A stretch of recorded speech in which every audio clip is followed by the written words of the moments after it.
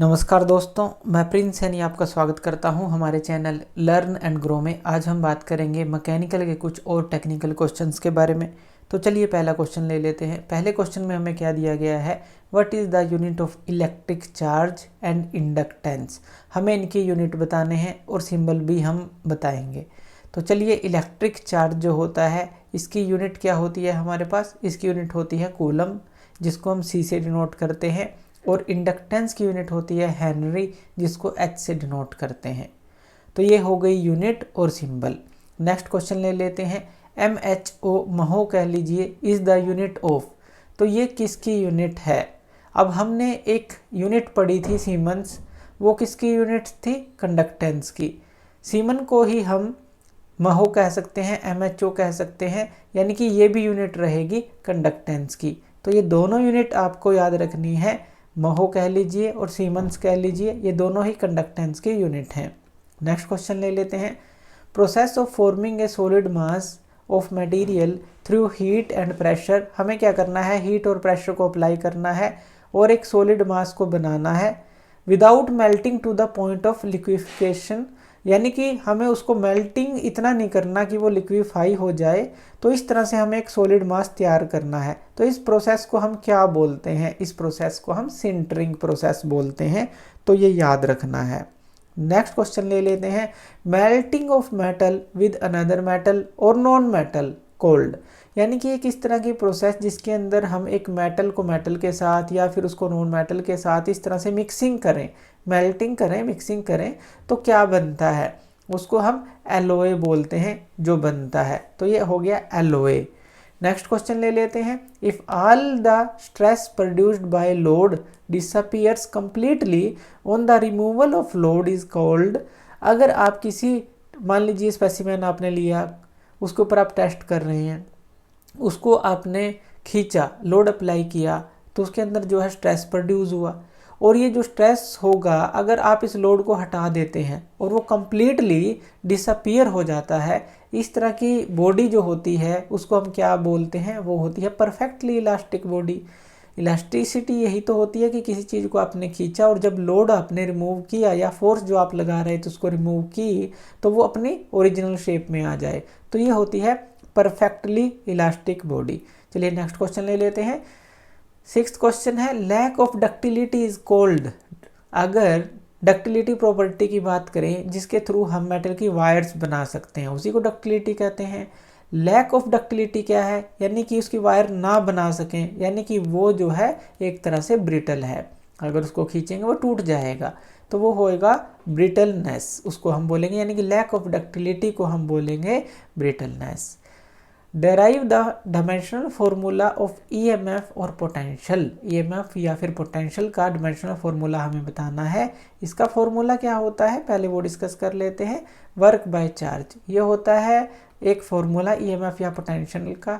अब जो वर्क है इसको हम किस तरह से लिख सकते हैं, जो वर्क का हमने डायमेंशनल फार्मूला निकाला था वो क्या था, वो था ML², आपके याद हो, T-2, यही था। और यहाँ पर चार्ज है, चार्ज का जो फॉर्मूला होता है वो क्या होता है, I/T, I/T, यही होता है। Q जो होता है I/T के बराबर होता है, पिछली वीडियोस में हमने देखा था। अब अगर यहाँ पर देखें तो यहाँ पर T है, यहाँ पर T⁻2 है, तो ऊपर जाके T⁻3 हो जाएगा। और यहाँ पर अगर फॉर्मूला देखें तो ये क्या बनेगा, यहाँ पर ये तो आ जाएगा M, ऐसे ही आ जाएगा। यहाँ पर ये L² है तो ये L² भी ऐसे ही रहेगा। उसके बाद ये I ऊपर चला जाएगा तो यहाँ पर ये आ जाएगा I⁻1, ये हो जाएगा।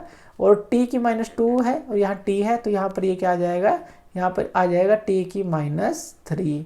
तो इस तरह से ML² I⁻1 T⁻3, ये जो है हमारे पास डायमेंशनल फार्मूला बन जाएगा। आप EMF का कह लें या फिर पोटेंशियल का कह लें। चलिए नेक्स्ट क्वेश्चन ले लेते हैं। क्वेश्चन 8 है, what is resistivity formula. Resistivity का फार्मूला हमें बताना है। रेजिस्टिविटी क्या होती है, जैसे करंट जो है फ्लो करता है, अगर कोई मेटल उसको अच्छी तरह से फ्लो करने देता है वो तो कंडक्टिविटी हो गई, लेकिन उसी फ्लो का अगर अपोज करे कोई चीज़, वो रेजिस्टिविटी हो गई।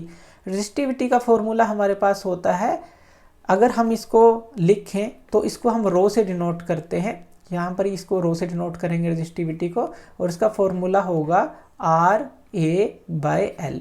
R क्या है? Resistance, A area of cross section और L लेंथ ऑफ कंडक्टर।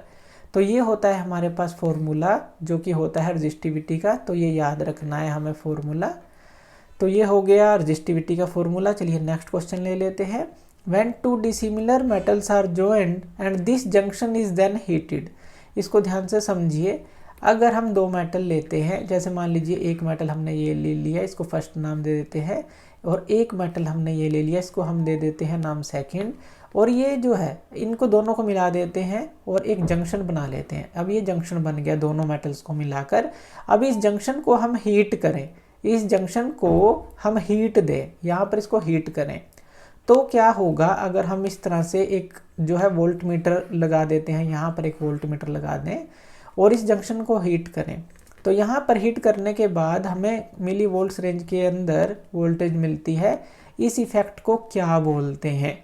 तो एक जंक्शन बनाया, दो डिसिमिलर मेटल का हमने लिया, यानी कि एक मेटल अलग दूसरा मेटल अलग, उनको मिलाया, यहाँ से हीट किया, तो इसके दोनों कॉर्नर पर जो अलग अलग वायर हमने ली हैं उनके दोनों कॉर्नर पर अगर हम एक वोल्टेज मेजरिंग इंस्ट्रूमेंट लगाते हैं तो यहाँ पर हमें कुछ मिली रेंज के अंदर वोल्टेज मिलती है। उसको, इस इफेक्ट को क्या बोलते हैं? इस इफेक्ट को हम थर्मोइलेक्ट्रिक इफेक्ट बोलते हैं, क्योंकि हीट के कारण से ही हमें ये वोल्टेज मिली है, तो इसलिए इसको हम थर्मोइलेक्ट्रिक इफेक्ट बोलेंगे। नेक्स्ट क्वेश्चन ले लेते हैं। Define tenacity. अब टेनासिटी को अगर आप नहीं समझ पा रहे तो आप इसको दूसरी तरह से एक नाम जान सकते हैं, टफनेस। याद रखना है टेनासिटी क्या है, टफनेस। तो टेनासिटी या टफनेस होती क्या है?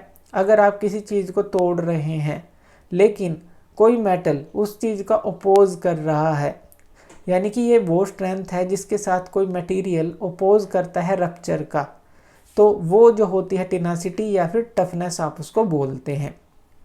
तो ये कुछ क्वेश्चंस हमने लिए। तो थैंक यू ये वीडियो देखने के लिए, और इसी तरह की वीडियोस के लिए आप हमारे चैनल लर्न एंड ग्रो पे हमें सब्सक्राइब कर सकते हैं। धन्यवाद।